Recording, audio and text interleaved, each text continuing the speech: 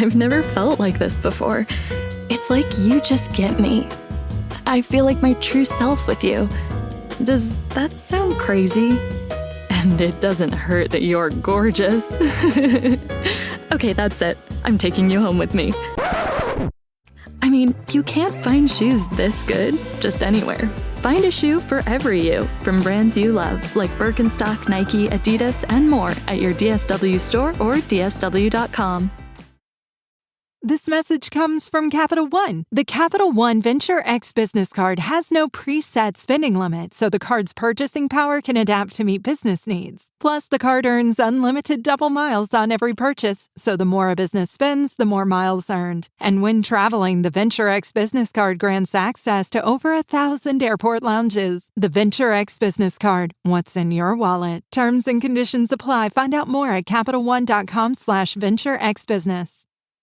Hey everyone, Sebastian here. I just wanted to let everybody listening know that I'm going to be a featured speaker this year at the Intelligent Speech Conference. The Intelligent Speech Conference is an online conference that brings together a diverse group of podcasters and other content creators and their fans. It's going to be held November 4th, and it's entirely online this year. The theme for the 2023 conference is contingencies, when history meets the backup plan.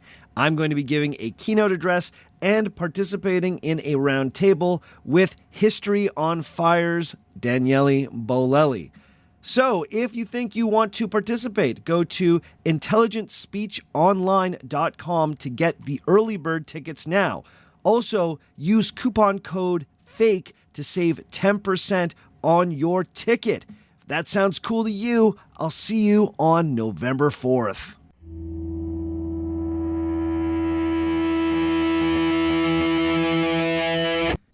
I want to start today with a question. What was the most important fake sporting event of the 20th century? It's a tough one, I know, but I'm glad I get to use that qualifier, fake. It really helps narrow down what might otherwise be an impossible question. If you're talking real, unscripted sporting events, well, the infamous 1936 Nazi Olympics pop to mind. So does the Ali Frazier fight of the century in 1971, or Jackie Robinson's first Major League Baseball game in 1947. But, very quickly, this question gets too big for a very casual sports fan like myself. I can't help but think that there were cricket matches played in India and soccer games in Brazil that are completely legendary, attended by impossibly large crowds that I am woefully ignorant of. No, let's keep our focus on fake sports, or rather, scripted sports events, because that really helps keep this question manageable. If we're talking about scripted sports entertainment presented as legitimate athletic competition, well, then there is a strong case that can be made for WrestleMania 3. Held in the Pontiac Silverdome just outside of Detroit, Michigan in 1987, WrestleMania 3 has been pointed to as the apex of the 1980s wrestling boom. Professional wrestling had never been bigger, and for decades after, WrestleMania 3 would serve as a benchmark for just how big wrestling could be. On the pay-per-view television feed, it was announced that the event had set a new indoor attendance world record with an astounding 93,173 fans packing the Silverdome. But that attendance number was probably worked, to use the parlance of wrestling. Since 1987, researchers have found all sorts of reasons to doubt that particular number, including a document showing pre-sales at only around 78,000 tickets, and various Detroit area news reports placing attendance closer to 88,000. Even if there had been 93,173 people in the Silverdome in 1987, it still would not have been a world record. It turns out I'm not the only one who is woefully ignorant of Brazilian soccer matches. In particular, the 1950 World Cup final between Uruguay and Brazil that saw over 170,000 fans crowd into Maracanã Stadium in Rio de Janeiro. So, at best, WrestleMania 3 set a North American indoor attendance record. And to this day, the exact attendance numbers remain highly controversial. But one should never let the facts get in the way of a good story. And indeed, that was the mantra of WrestleMania 3. This was perhaps best exemplified by the electrifying main event, a showdown between two of wrestling's biggest stars and most recognizable names, Hulk Hogan and Andre the Giant. Some of the more poetically minded wrestling historians out there cast this match as a bout between wrestling's past and wrestling's future, a passing of the torch from one era to the next. Andrei Rousimov, better known as Andre the Giant, had arguably been wrestling's biggest star from the 1970s and early 80s.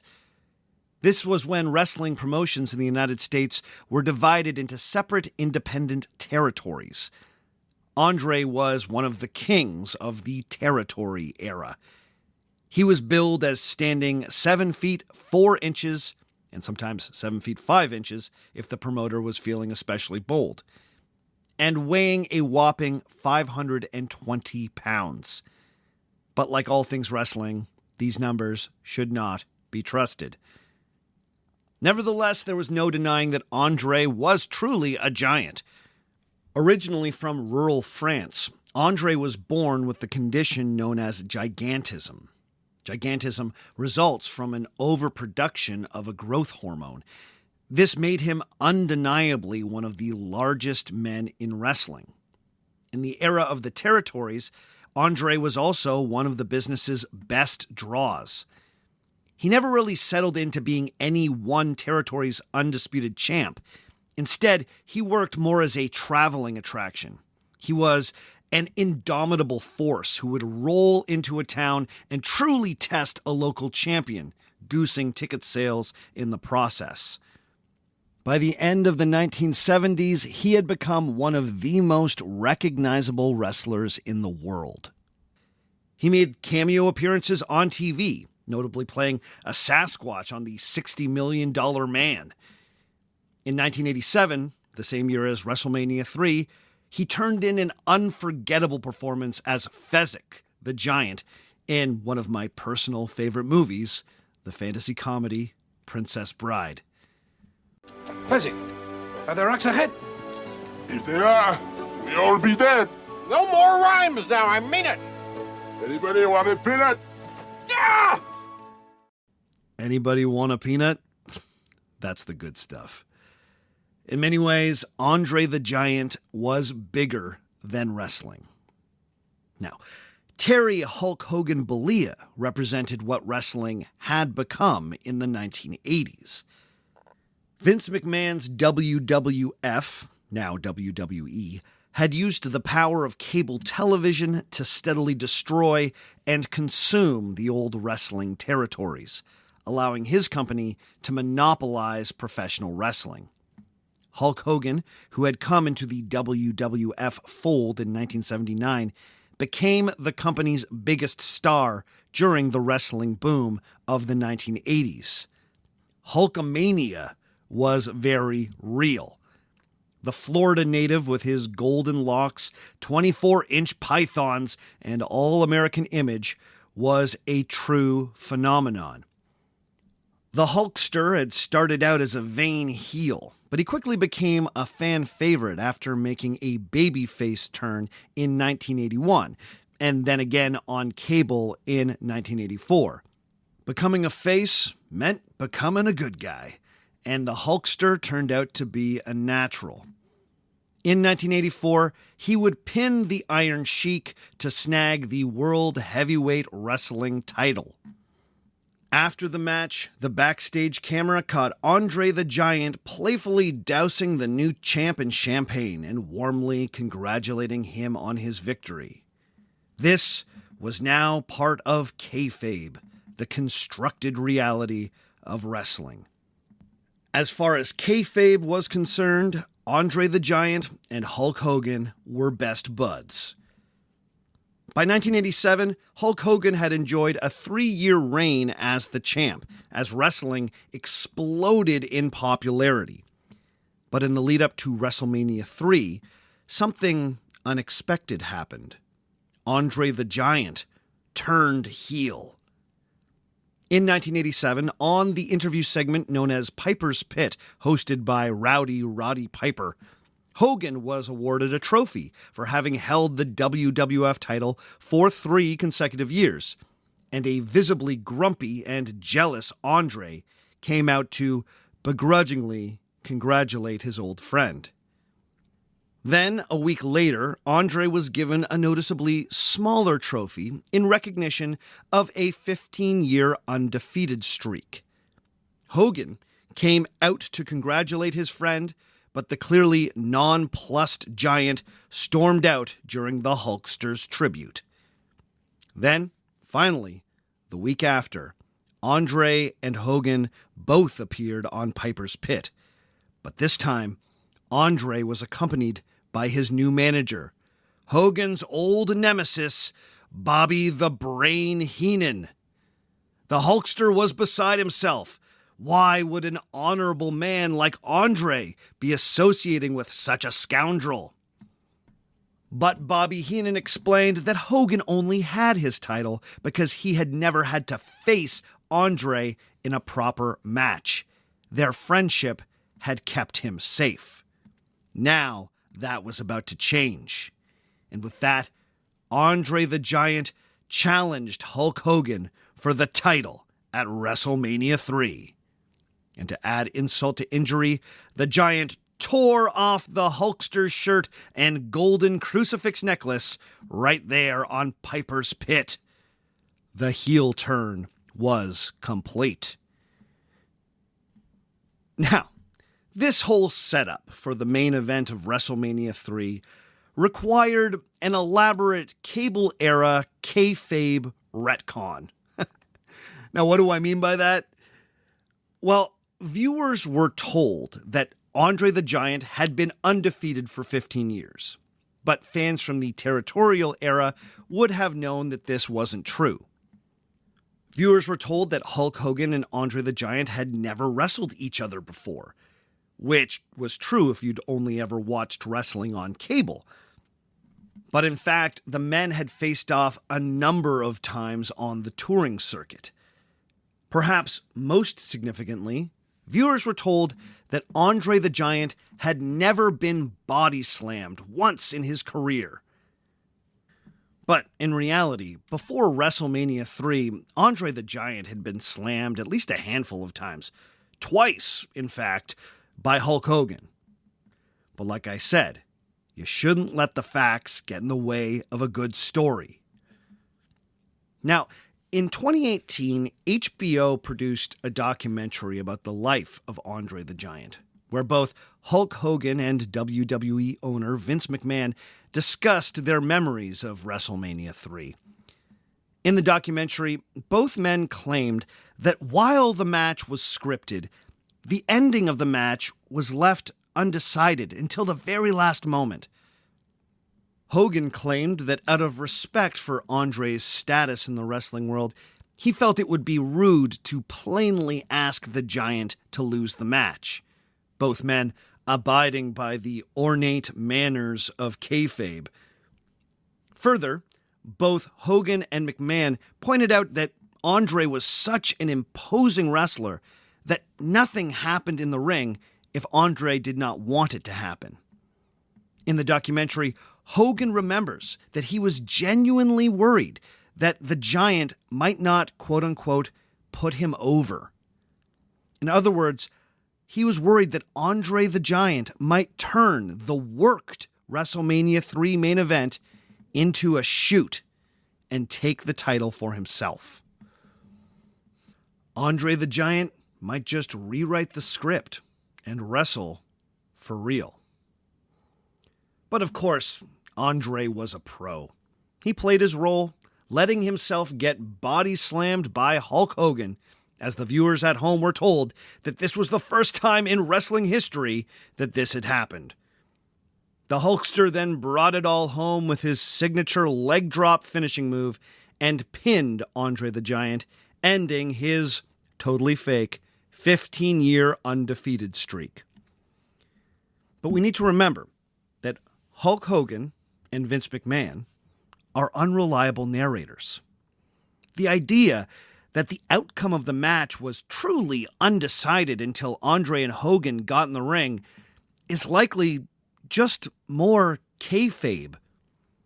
The documentary is also pretty clear that Andre the Giant was having serious problems with his back, knees, and neck at the time.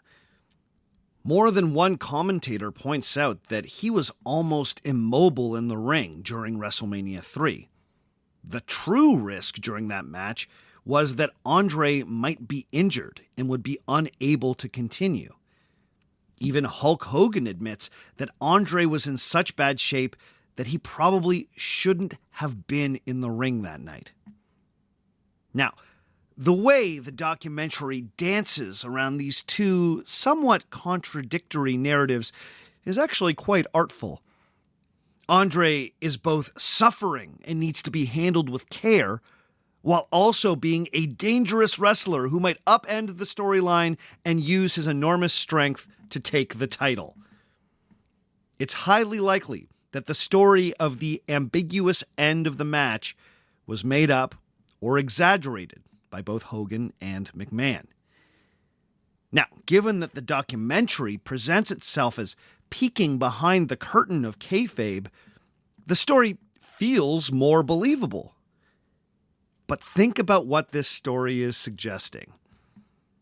In the documentary, Hulk Hogan admits that he wrote out the beats of the match on a yellow legal pad ahead of time.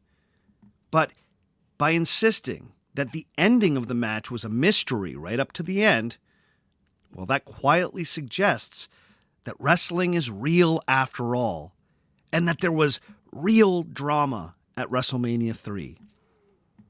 This is the next level of kayfabe. The marks can know that the matches are scripted, but then maybe we lie to them about what was in the script. Everyone involved understood the limits of Andre's mobility. Very little was going to be left to chance at WrestleMania 3. And it seems hard to believe that there was any real worry that the big man was going to turn the tables at the last moment. But of course, it makes a better story if there was that worry.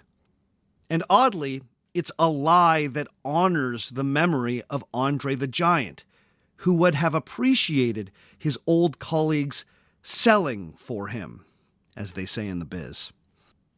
Now, I'm fascinated by this story because it harkens back to an earlier period in wrestling history when these types of double crosses actually did happen.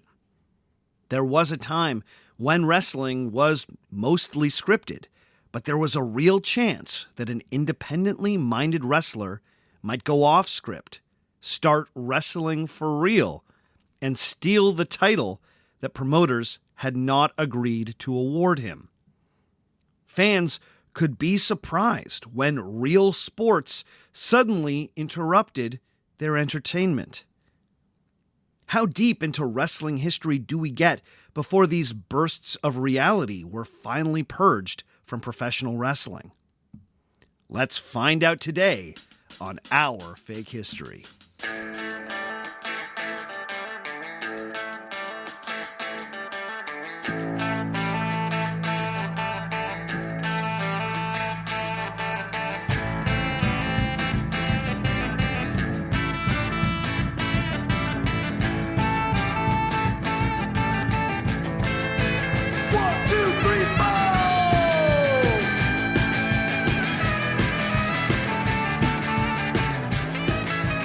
Episode number 184, Was wrestling ever real? Part 2. Hello and welcome to Our Fake History. My name is Sebastian Major, and this is the podcast where we explore historical myths and try to determine what's fact, what's fiction, and what is such a good story that it simply must be told. Before we get going this week, I want to remind everyone once again that an ad-free version of this podcast and a buttload of other extra episodes are available through Patreon. Go to patreon.com/ourfakehistory and start supporting at $5 a month to get access to the ad-free feed and everything else that we have on offer. Also, if you haven't checked out the YouTube channel, then please head over to YouTube and search up Our Fake History and look at my new series of Our Fake History digital shorts. This week, we are continuing our look at the history of professional wrestling in America. Now, this is part 2 of what is going to be a 3-part series on this topic. In the first 2 parts, I'm going to be taking you through the early decades of pro wrestling in the United States and exploring exactly how and why wrestling transformed from an often on-the-level athletic competition into the ultra-physical sports theater that it is today. Then, in part 3, I'm going to be interviewing wrestler and wrestling commentator RJ City from the AEW to hopefully get an insider's perspective. Now, if you've not already listened to part 1, I'm going to strongly suggest that you go back and give that a listen now. In part 1, I traced the evolution of the sport of wrestling in America after the American Civil War. We explored how in the late 19th century, a number of different styles of grappling enjoyed periods of popularity. For a brief period in the 1880s, Greco-Roman wrestling was the most popular form in the United States, thanks to the profile of the American world champion, William the Solid Man Muldoon. I also took the opportunity to point out that Greco-Roman wrestling is actually a modern French invention, and is only called Greco-Roman wrestling thanks to a rather successful rebranding campaign in the 1870s. But the idea that Greco-Roman wrestling in any way reflects the type of wrestling that was done in ancient Greece and Rome is some fake history. We explored that while Greco-Roman wrestling preserved a certain air of respectability thanks to its inclusion in the Olympics, it was soon supplanted in popularity in the U.S. by a style known as catch as catch can. This was a form of freestyle wrestling that had evolved out of an English style from the Lancashire region. Catch wrestling, as it was often called, grew in popularity thanks to the relentless touring of catch wrestlers on a successful barnstorming circuit. Catch wrestling also became a popular attraction at carnival sideshows, where carnival strongmen often doubled as wrestlers, and matches were orchestrated specifically to hustle carnival attendees. It was from the circus context that wrestling got much of its style, attitude, and lingo. Fans of the sport were sometimes derisively called marks, and the word kayfabe started to be used by insiders as a code for keeping the secrets of the trade. We also saw how the physical demands of the catch wrestling circuit led to wrestlers and promoters making pre-match agreements concerning the length, roughness, and sometimes the outcome of the matches. These prearranged matches became known as worked matches or works. But not all matches in this era were prearranged. An authentic, unplanned match was known as a shoot, and it was expected that the best wrestlers should still be able to prove themselves in shoots despite the worked nature of much of the wrestling circuit. It was this turn-of-the-century catch wrestling circuit that produced some of wrestling's first big stars in Evan Strangler Lewis and Martin Farmer Burns. However, both of these men would be eclipsed by Farmer Burns' protege, the great Frank Gotch. As we saw, Gotch helped take catch wrestling to new heights of popularity, thanks in part to his rivalry with the European wrestler George the Russian Lion Hackenschmidt. This rivalry led to two of the most high-profile wrestling matches of the pre-World War I period. But as you heard, the second Gotch Hackenschmidt World Heavyweight title match in 1911 was such a debacle that it profoundly damaged the public perception of the sport from that point on. The record-breaking crowd at Chicago's Comiskey Park watched as Hackenschmidt fairly clumsily threw the match to Frank Gotch. These transparent shenanigans infuriated the crowd, who had been promised a clash of modern giants. Now, you could argue that this was the first death of kayfabe. Up to that point, wrestling had a reputation for being a little shady, but no more shady than boxing or horse racing. The fact that a match that was that high profile had so obviously been rigged felt a little shameless. Now, of course, other sports have come back from equally embarrassing scandals. After the debacle of the rigged 1919 World Series, Major League Baseball was able to undertake the reforms needed to restore public faith in the sanctity of the game.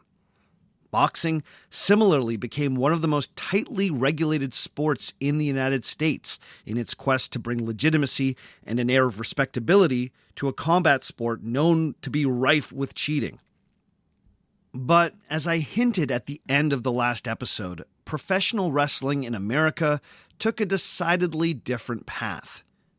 As sports like boxing became more tightly controlled, a new group of promoters gravitated towards wrestling because it remained largely unregulated. Keeping the sport unregulated became essential to the new wrestling business model. After 1911, trying to preserve some type of respectability for wrestling became considerably less important than putting butts in seats at events across the country. World Heavyweight Champion Frank Gotch officially retired in 1913, although he would continue to make sporadic ring appearances in the years after World War I. But according to experts like wrestling historian Scott Beekman, the retirement of Gotch signaled the end of an era when most title matches were still shoots.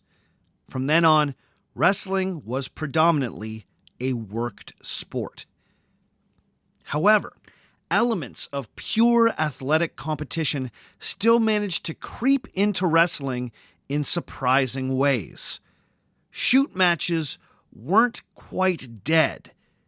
They just took on a new role and a new meaning in the post-World War I wrestling era. So what else needed to happen to finally make the shoot match a thing of the past? Well, let's get into it.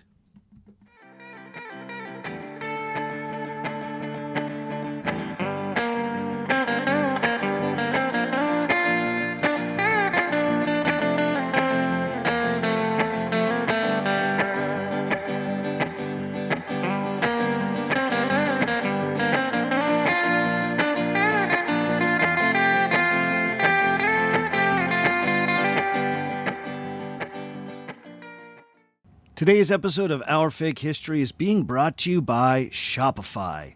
You hear that sound? Yeah, me either. Because that's the sound of a sale you're missing out on because you're not selling on Shopify. What does it sound like with Shopify? Ah, much better. Start selling with Shopify today. Shopify is the commerce platform revolutionizing millions of businesses worldwide. Whether you're a garage entrepreneur or IPO ready, Shopify is the only tool you need to start, run, and grow your business without the struggle.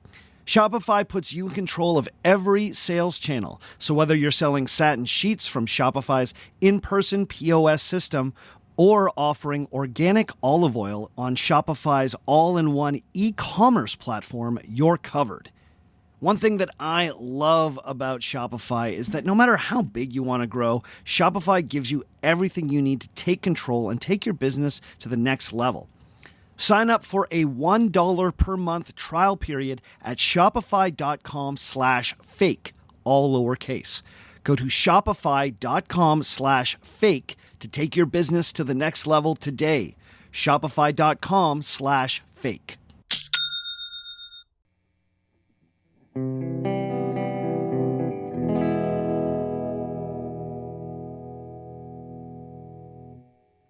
One of the key figures responsible for the transformation of professional wrestling was a promoter named Jack Curley.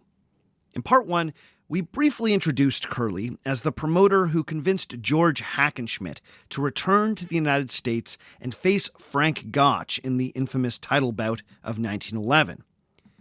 Curley had started his career promoting boxing, but after 1911, he focused exclusively on wrestling. Not only was Curley interested in the potential money that could be made in wrestling, but the lack of regulation and the largely worked nature of the matches meant that an ambitious promoter could exert a huge amount of power over the sport.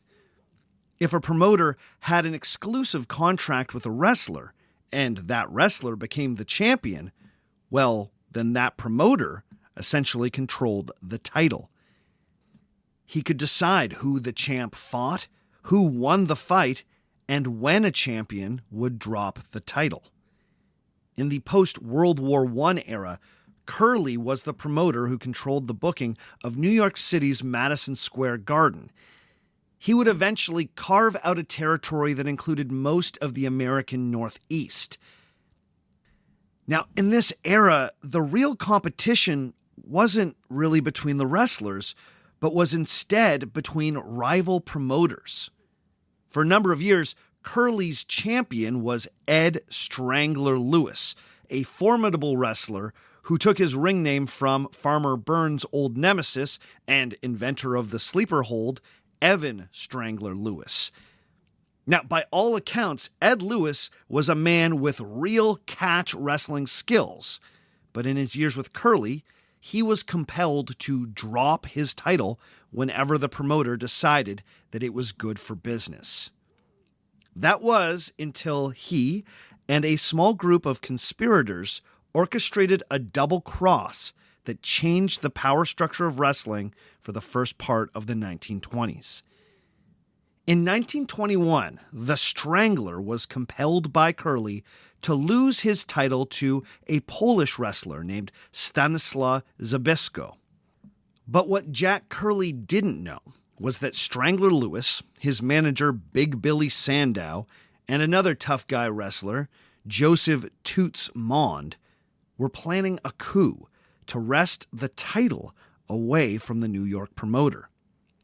A few months later, a rematch was scheduled where Curley was assured that his champ, Stanislaw Zbyszko, would once again come out on top.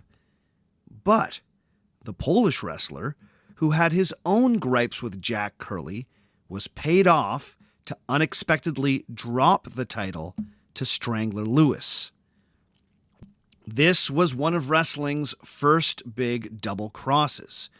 With Lewis now in control of the belt, he, Sandow, and Toots Mond started their own promotion group, later dubbed the Gold Dust Trio.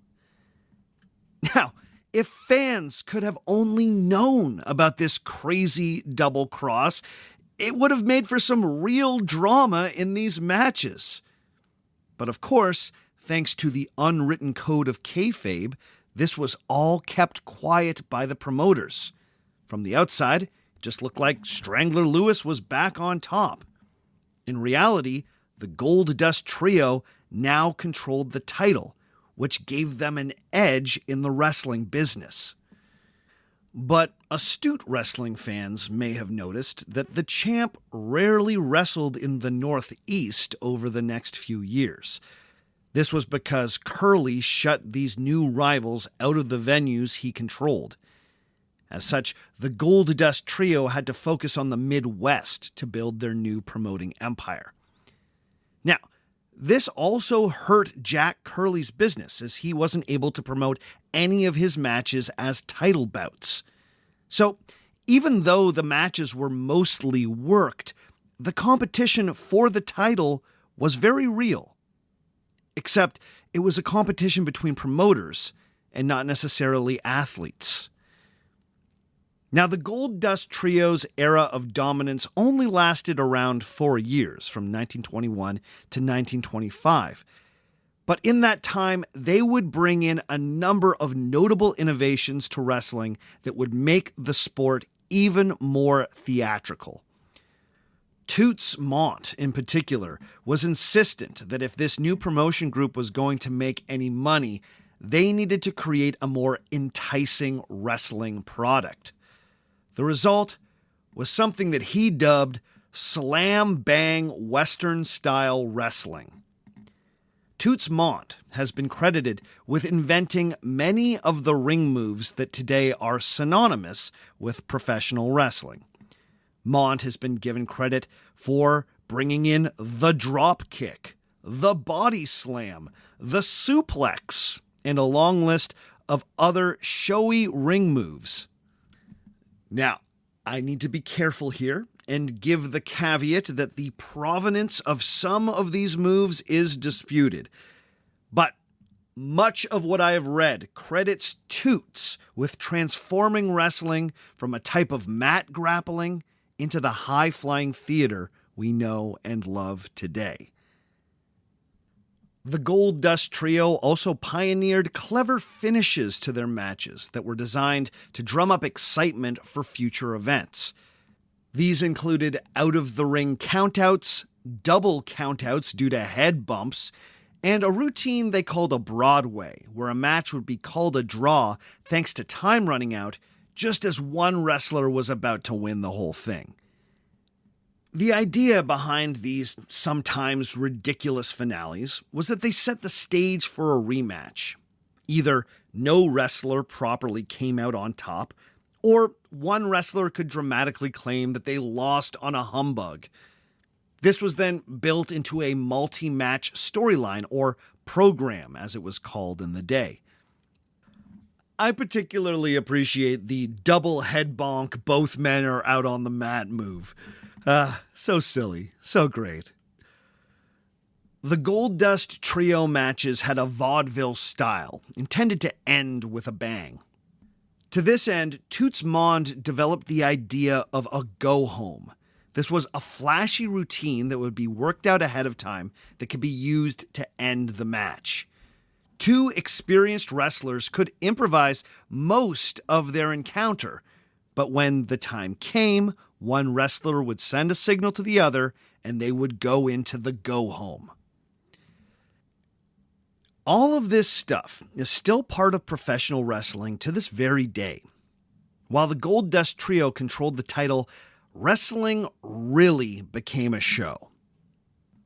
But ironically, the men who did so much to move professional wrestling away from its roots in catch as catch can and towards pure entertainment were ultimately undone by real wrestling. Allow me to explain. For a number of years, the Gold Dust Trio kept the title in the hands of Ed Strangler Lewis. Not only was Strangler Lewis a member of the promoting triumvirate, but he was also legitimately one of the best wrestlers in America at that time.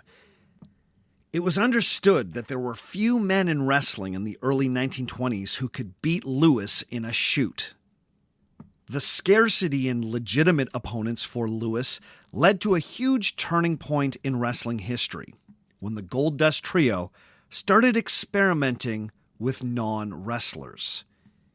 In their tightly scripted slam-bang matches, it technically didn't matter if a wrestler had any traditional grappling skills. A competitor who looked impressive and had a charismatic personality could be built up through a series of worked matches to come off as a real contender for the title. The wrestler that the Gold Dust Trio tried this with was a 6'6", 260-pound former college football star named Wayne Big Munn. As his nickname suggests, he was a big man with a football player's build, who could come off as convincingly dominant in the ring when paired with a skillful opponent who knew how to sell the encounter. The trio planned a whole program between Munn and Strangler Lewis, where Munn would take the title from Lewis, Lewis would win it back, and then finally the two men would have one final showdown. But the program was not able to run to its conclusion. You see, not every wrestler liked the idea of a non-wrestler wearing the belt. Sure, they accepted that the promoters decided who got the title, but there was still an old-school belief out there that the heavyweight champ should be able to hold his own in a shoot. He should still be a real wrestler. For some, the idea of a trumped-up football player wearing the belt was a bit too much. One of these people was the man who had been so instrumental in the double cross that had led the Goldust Trio to controlling the heavyweight title in the first place, Stanislaw Zbyszko. Despite his 1921 betrayal of Jack Curley, he'd kept in touch with the promoter. 4 years into the promotional reign of the Goldust Trio, Zbyszko was once again ready to switch loyalty. Not only was there some money involved, Zbyszko had come to resent the management style of the Goldust Trio. In particular, he was annoyed that he had been ordered to lose matches to Big Munn to help enhance the profile of a man who wasn't really a wrestler. In 1925, Zbyszko, who was nearing the end of his career, was on deck to wrestle Big Munn one more time as part of the program that would ultimately culminate in the final showdown between Munn and Strangler Lewis.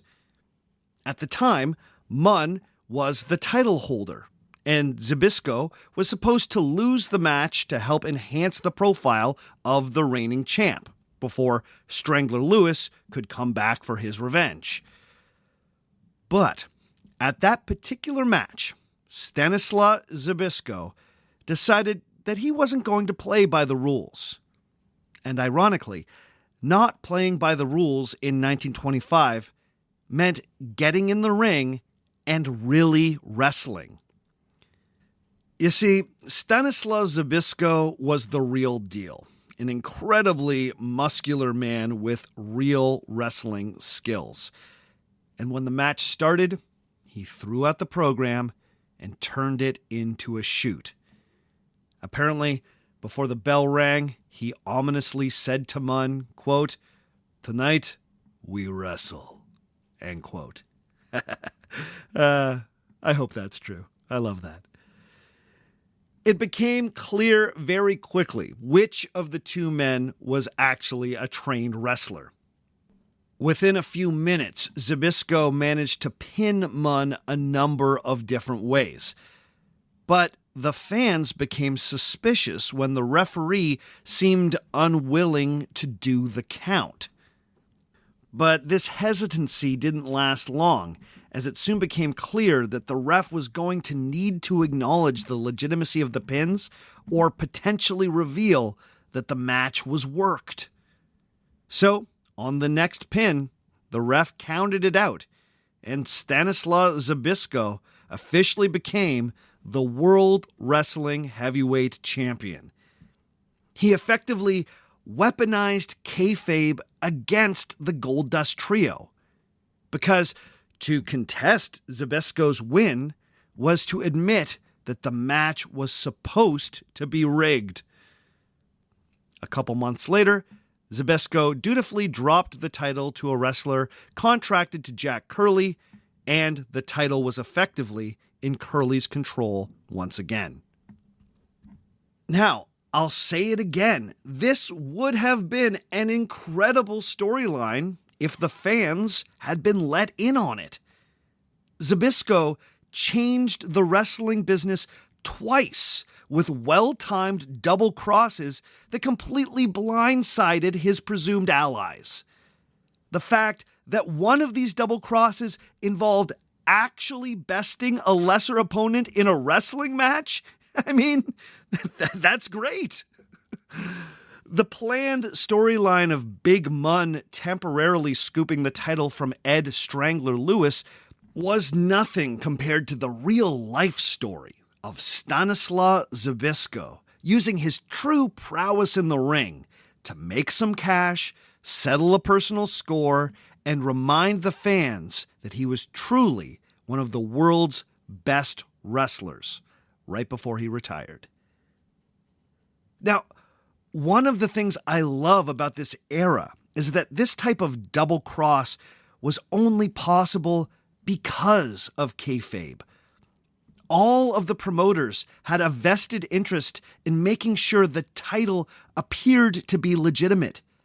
The title could only be stolen by one promoter or another because they were all participating in the same fiction, that the title actually went to the most formidable wrestler in the ring. Ironically, this fiction would keep wrestling real, at least a little bit, over the next decade or so. Zbyszko's double cross made promoters more wary of making another non-wrestler the champ. You couldn't just hang the title on anyone. The champ needed to be able to wrestle just in case an independent-minded wrestler paired with an ambitious promoter had a mind to steal the title. In a weird way, the top wrestler needed to be able to wrestle so that the agreed-upon storyline could be preserved. They needed to be strong enough to protect kayfabe. The brief reign of the Gold Dust Trio would shape wrestling for decades to come. The new levels of showmanship that they had introduced would become the standard. But the Zbyszko double cross kept wrestling with one foot in the real world for at least a little while longer. But, of course, the changes kept coming. So let's see how wrestling moved from the worked era of the 1920s into what some call the gimmick era of the 1930s.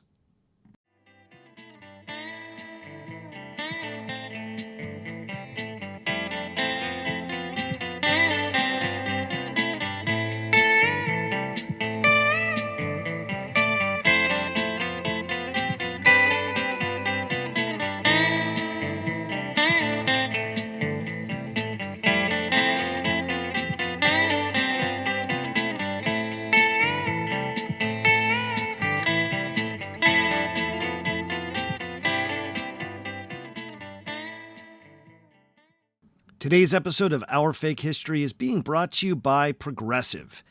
Most of you listening right now are probably multitasking. Yep, while you're listening to Our Fake History, you're probably also driving, cleaning, exercising, or maybe even grocery shopping. But if you're not in some kind of moving vehicle, there's something else you could be doing right now. Getting an auto quote from Progressive Insurance. It's easy and you could save money by doing it right from your phone. Drivers who save by switching to Progressive save nearly $700 on average, and auto customers qualify for an average of 7 discounts. Discounts for having multiple vehicles on your policy, being a homeowner, and more. So just like your favorite podcast, Progressive will be with you 24/7, 365 days a year, so you're protected no matter what. Multitask right now. Quote your car insurance at Progressive.com to join the over 29 million drivers who trust Progressive. Progressive Casualty Insurance Company and Affiliates. National average 12-month savings of $698 by new customers surveyed who saved with Progressive between June 2021 and May 2022. Potential savings will vary. Discounts not available in all states and situations.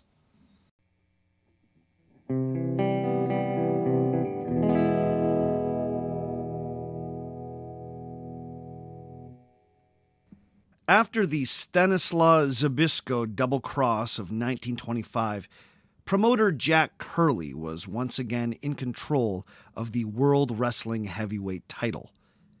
The rivalry with the Gold Dust Trio had destabilized the business and led to a situation where wrestlers associated with one promotional block could not work in a territory controlled by a rival. With Curly once again controlling the title, a new détente emerged between rival promoters. Curly cut deals with a number of big promoters across the United States, including the inventor of the dropkick, Toots Mond. These new deals would allow wrestlers to travel to different parts of the country and wrestle in events promoted by a number of different organizations. The understanding was that Curly's champion would be recognized as the title holder everywhere. There was a gentleman's agreement that no one would try to undermine any established wrestling program, and no one would try and create their own competing world title. This new, still largely informal network of cooperating promoters has become known to historians as the Wrestling Trust, or just the Trust. The Trust ended up being a good thing for promoters, who all benefited from being able to show their top talent in different markets.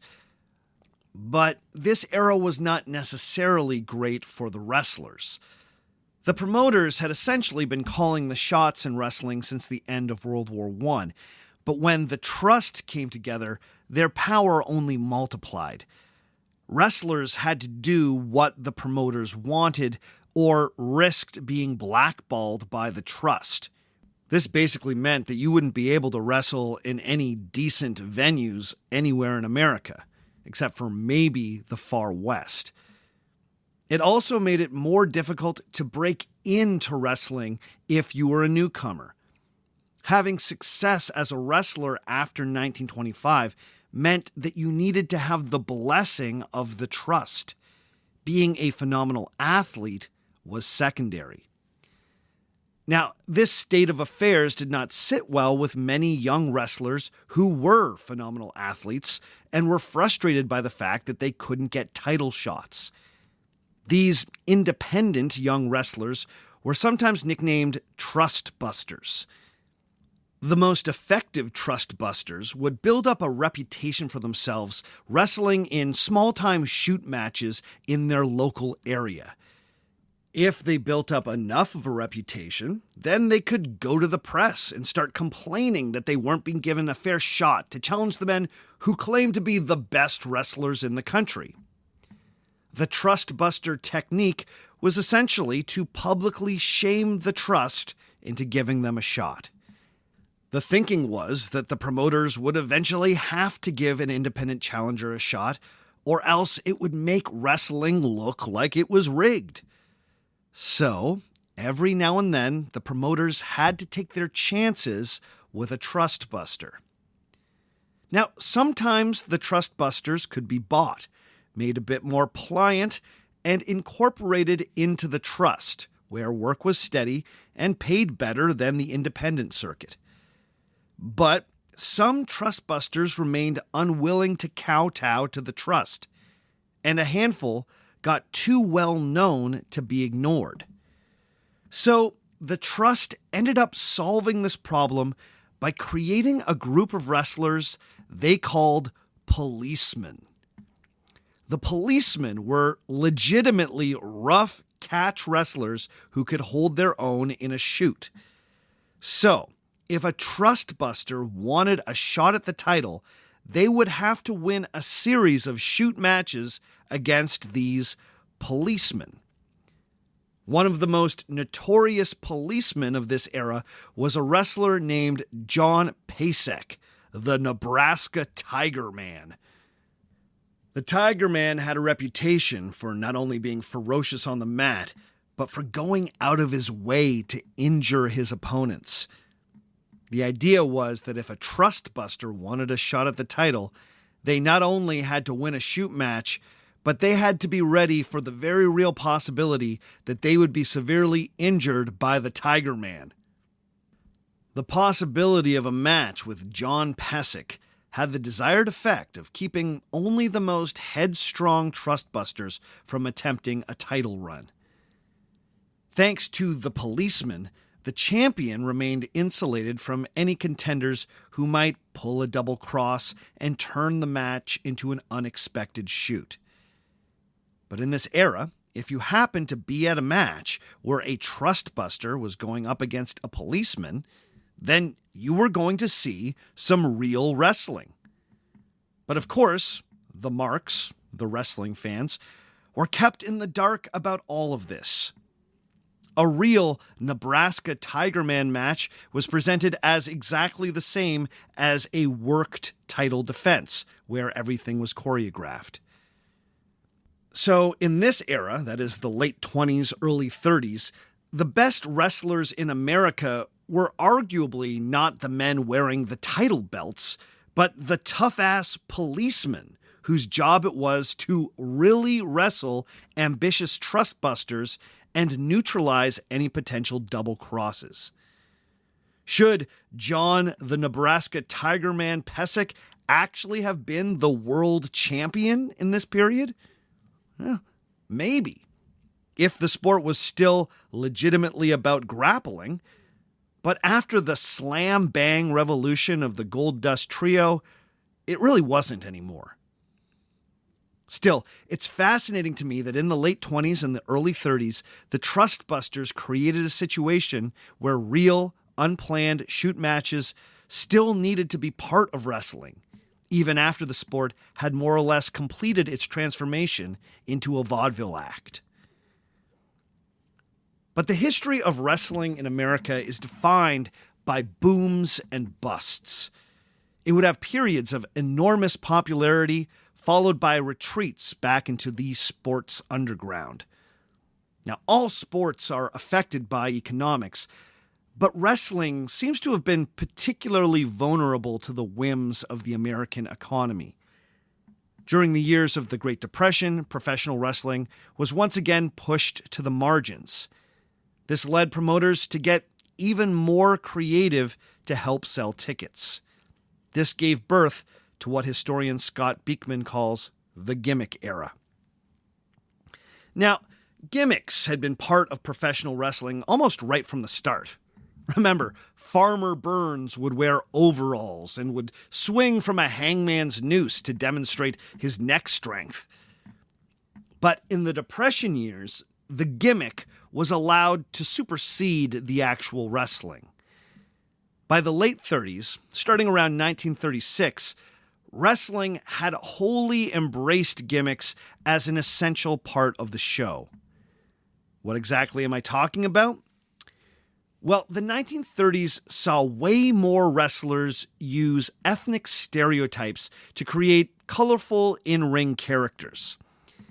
People of all sorts of ethnic backgrounds would pretend to be Irish or Italian or Jewish, specifically to try and appeal to a particular immigrant community and hopefully get them out buying tickets. 1936 gets cited as the year that the gimmick era really blossomed, as it coincided with the rise of an Armenian-American wrestler named Artin Ekizian, who wrestled under the ring name Ali Baba. Ali Baba was essentially the Iron Sheik before there was an Iron Sheik, a wrestling character that employed every Middle Eastern stereotype on offer. He even wore a distinctively curled mustache that would be matched by the Sheik decades later.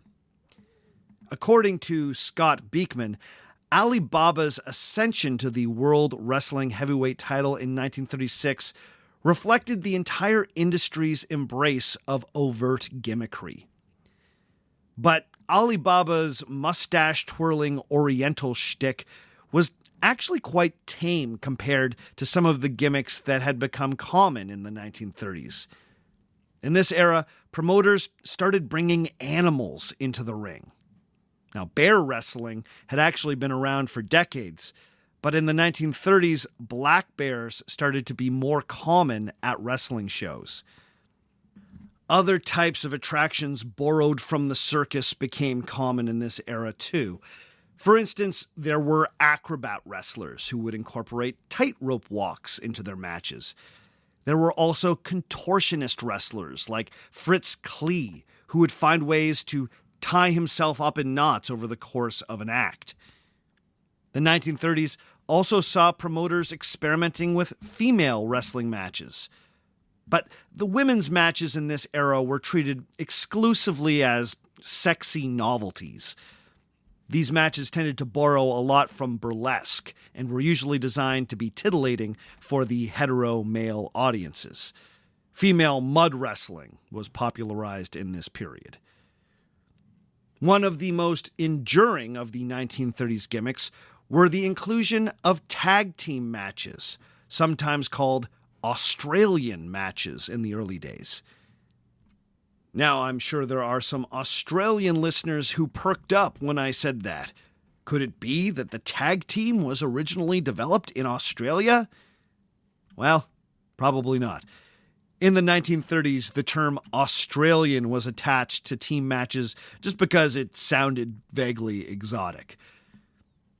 In the 1930s, wrestling also fully embraced the carnival tradition of showcasing what were known as human oddities.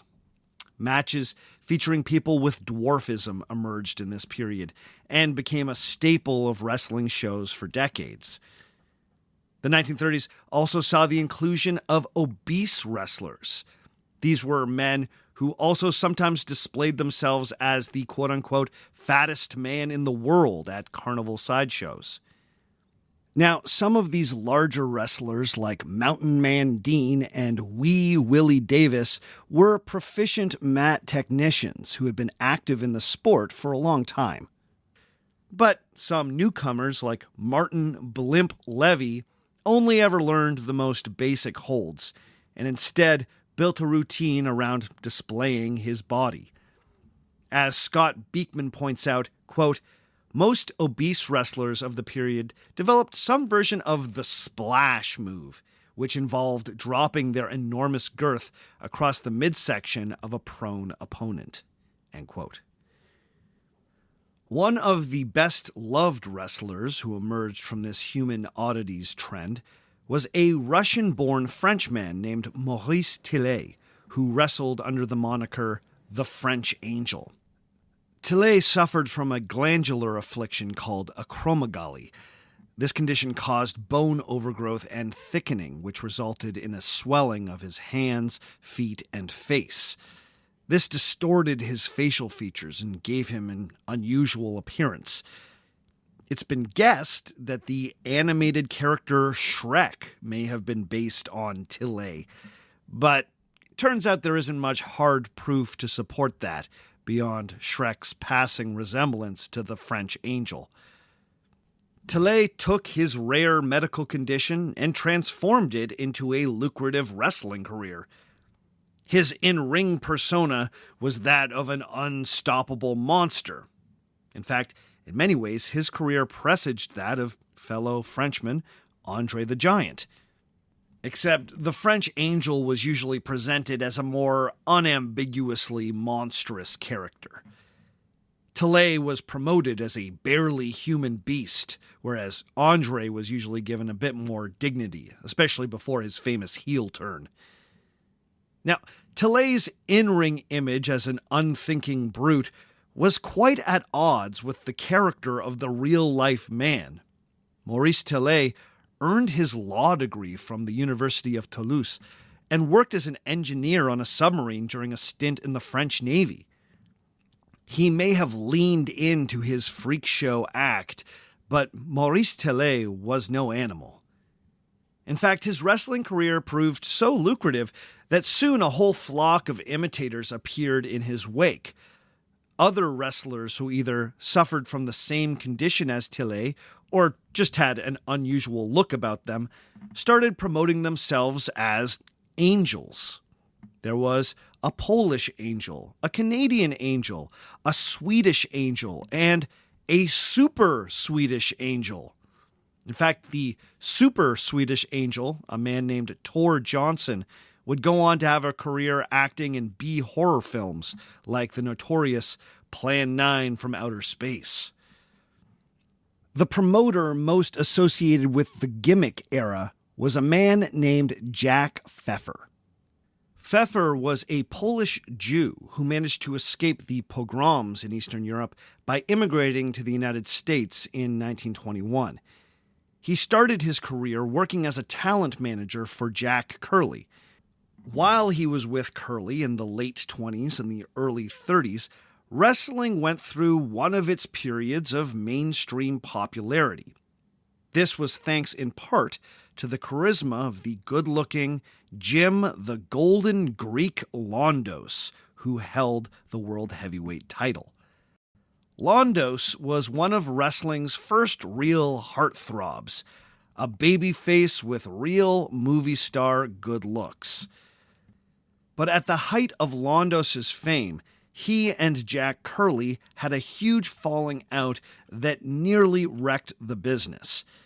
Now, they would reconcile a few months later, but in the dust-up, Pfeffer found himself completely on the outs. He was hurt, isolated, and looking for revenge. So, in 1934, he gave an interview to the New York Daily News that would go down as one of the most clear attacks on kayfabe to that point in wrestling history. Now, sometimes this interview is pointed to as the moment when kayfabe died. But when you read it, it's not really the full-throated expose it's sometimes presented as. In the article, Pfeffer outlines how a number of high-profile matches were rigged to help prop up the career of heartthrob Jim Londos. In a way, he kind of pulls his punch in this because he doesn't come right out and denounce the entire wrestling business. But in the years after 1934, Pfeffer would become less guarded when talking about the chicanery that went on behind the scenes at wrestling matches. He would eventually be quoted in the New York Daily Mirror saying this about professional wrestling, quote, "Them thiefs a-stealin'. It's all carnival with a bunch of fakers and the public is not to take it serious." End quote. I love 1930s speak. Them thiefs a-stealin'. Pfeffer would go on to rebuild his standing as a wrestling promoter, but he decided to do it with a much more cavalier approach to kayfabe. He was one of the first high-profile promoters to speak publicly about how his wrestling matches should be understood as entertainment and not sports. He was unambiguous in his belief that wrestling was best when it was kind of a freak show. In 1938, he told Collier's magazine, quote, "Freaks I love, and they're my specialty. I'm very proud of some of my monstrosities. You can't get $1 with a normal-looking guy, no matter how good he can wrestle. Those birds with shaved, egg-shaped heads, handlebar mustaches, tattooed bodies, big stomachs, they're for me. Dopes who wear Turkish fezzes and carry prayer rugs into the ring with them, curdled curds, bouncing checks, all those foreign novelties I import from my stable. None of these atrocities of mine can find their way out of a phone booth or sock their way out of a cellophane sack. But that's not important. I teach 'em their routines and ship 'em out. The suckers think they're hot stuff. Ha!" End quote. So, you would think that this would be it. By the late 1930s, wrestling had clearly completed its transformation from sports to entertainment. Even the days of a plucky trust buster forcing a shoot match with a policeman were now long gone.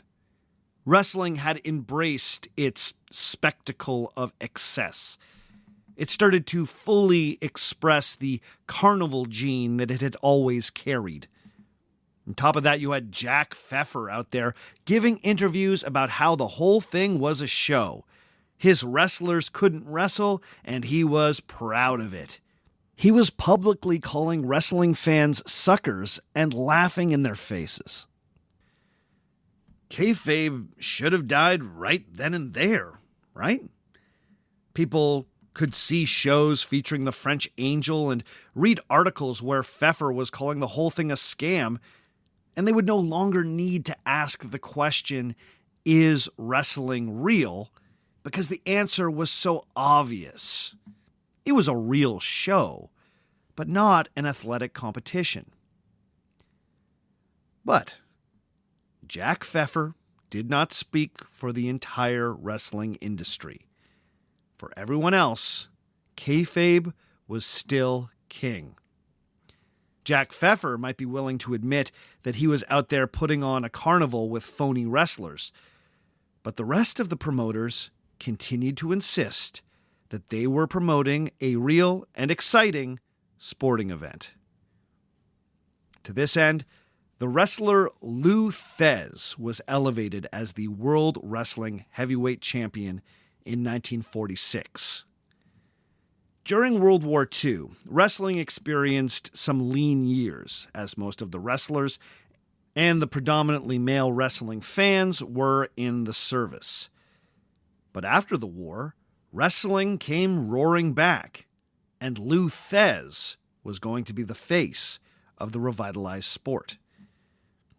The Michigan native was a true athlete who has been regarded as perhaps one of the last wrestling champions who could actually hold his own in a shoot. Now, of course, Thesz didn't actually need to hold his own in a shoot, because by the late 40s, the days of shoot matches were long gone. But Thesz was a square-jawed All-American who, more than anything else, was believable as the World Wrestling Heavyweight Champion. It wasn't embarrassing for skilled wrestlers to lose to Thesz, because it was acknowledged that Lou Thesz could probably win in a fair fight. No one had trouble preserving the fiction that Lou Thesz was the best in the world, because, he might have been, if he was ever tested, which, to be clear, he never was. Now, the Michigan wrestler certainly did not set out to restore the legitimacy of wrestling. But Lou Thesz may have saved kayfabe. He played the role of the champion so convincingly that within a decade or so, most people had forgotten the Pfeffer-era exposés. And some were once again wondering out loud whether or not wrestling was real. By the late 1930s, wrestling had become what it was going to be for the next century. It was a show, a spectacle, sports entertainment. If you were interested in a match that wasn't worked, then you needed to seek out Olympic-style Greco-Roman wrestling. But no matter how many exposés, no matter how ridiculous the gimmicks became, most people involved with professional wrestling continued to adhere to kayfabe. Right through to the 1980s, when wrestling hit a new peak of popularity in the United States, you had wrestling stars like Hulk Hogan and Rowdy Roddy Piper going on television and publicly defending the reality of professional wrestling. Then, in 1989, in an ultimately successful bid to keep pro wrestling from being regulated as a sport in a number of U.S. states, WWE owner Vince McMahon and his wife and business partner Linda McMahon publicly testified that wrestling was scripted.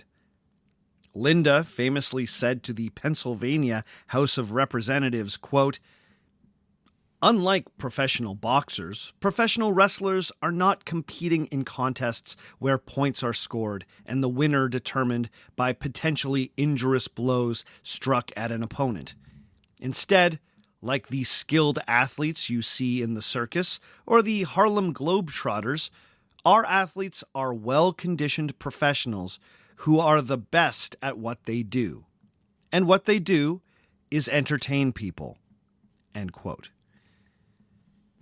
Now, this shouldn't have been some grand revelation in 1989. And yet, it was. The New York Times published an article somewhat smugly headlined, "Now it can be told, those professional wrestlers are just having fun." All of the exposés of the last half century had been forgotten. In 1989, the New York Times could write an article about wrestling being found out as fake and claim that it was news. So then, surely, 1989 was the death of kayfabe. The cat was finally out of the bag. Again. But maybe kayfabe didn't die in 1989. Maybe it just changed. Some say we've been living in a post-kayfabe wrestling world ever since. But I'm not so sure. To get to the bottom of this, I think I'm going to need to bring in an expert. I need a wrestling insider to help me fully unpack where we are with kayfabe in the 2020s.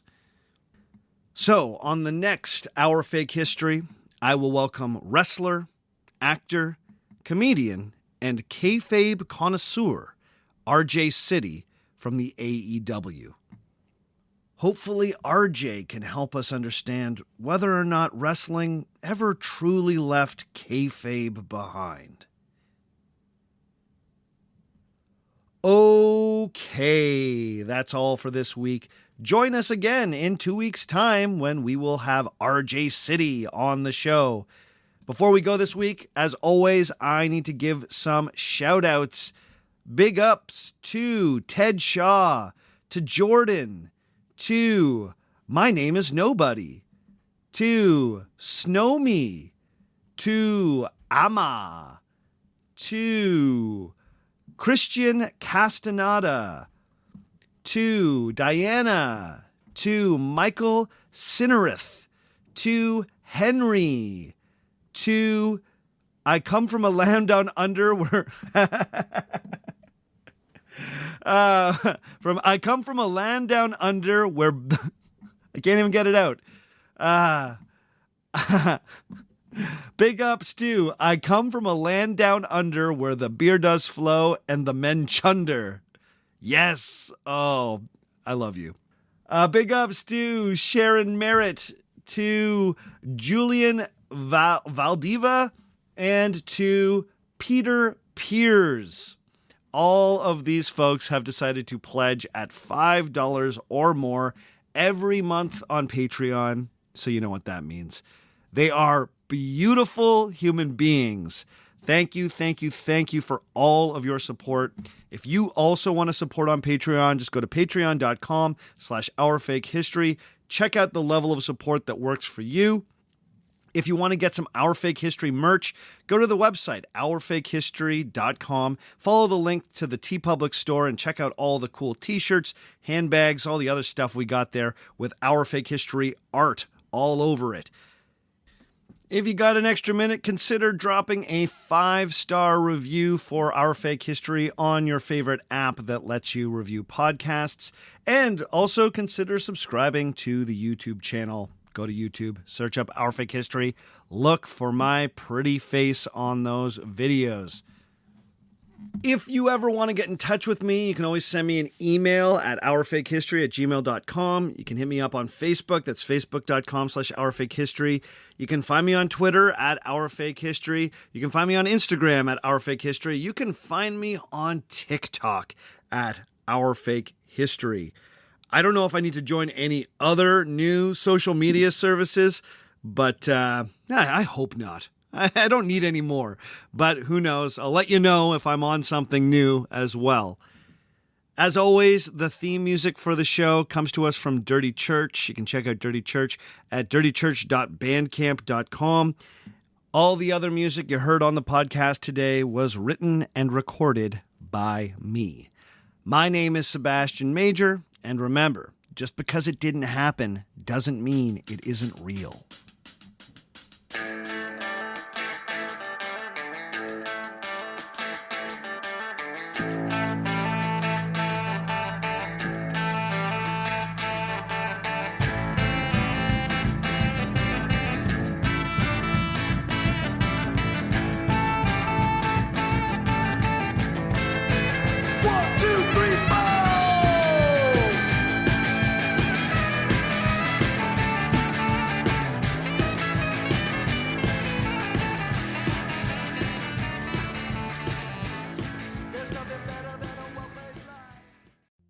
Hey, this is Adam Carolla. Let me tell you about my podcast. We do it every single day, so you can subscribe, and there'll always be a fresh one waiting for you. It's about 2 hours of topical topics, and news, and guests, and comedians, and, of course, my own vitriolic take on just about everything that's going on in the world.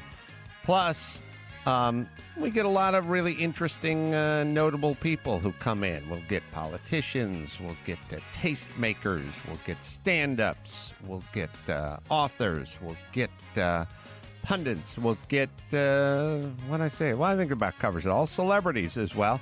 And we'll do some really interesting interviews with them. You can get The Adam Carolla Show wherever you download your podcast.